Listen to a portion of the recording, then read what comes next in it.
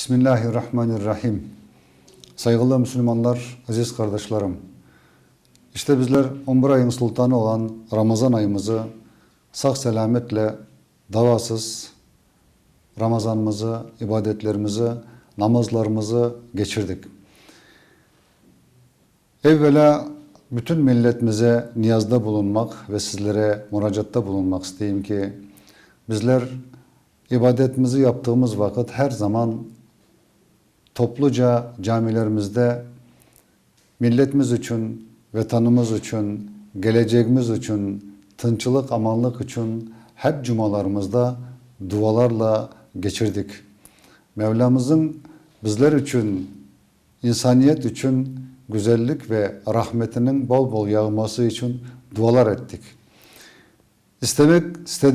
Söylemek istediğim bu ki bizim milletimizin içinde Kırım'da gayip olan, ölen insanlarımızın, bulunmayanların onlara bu bayramda bol bol dua etmemiz gerek ki o yok olan, cöylen gayip olan ballarımızın tez vakitte korantalarına kavuşmaları için bol bol dualar ettik, Rabbimize yalvarayık.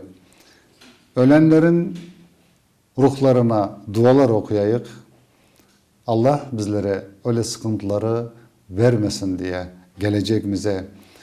Aziz kardeşlerim, bizler ibadetlerimizi bitirdik, orazalarımızı tuttuk. Bugün büyük bayram namazını kıldık. Topluca bayram namazı ve bayram manası nedir? Bayram demek kucaklaşmak demektir.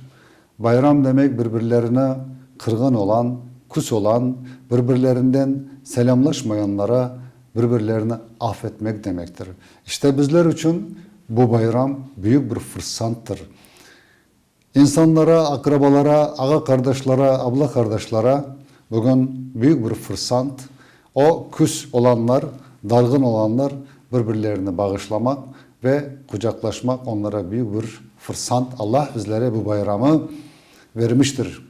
İşte bizler birbirlerimizi affettik, birbirlerimizi bağışlayıp gelecek hayatımızı, gelecek günlerimizi muhabbet içinde yaşamak, konuşmak, yardımlaşmak Allah bizlere yardımcı olsun, nasip eylesin. Aziz kardeşlerim, bu bayram bütün milletimiz için hayırlara vesile olsun. Bu bayram bütün burada yaşayan insaniyet için hayırlara vesile olsun. Bize birlik beraberlikte yaşamak için, yaşatması için vesile olsun. Bu bayram hepimize ve herkese, bütün Müslümanlara hayırlı mübarek olsun. Allah bizlere gelecek bayrama da kavuştursun. Sıhhat selamet yaşamak, yardımlaşmak Allah nasip eylesin. Sağ olunuz, var olunuz.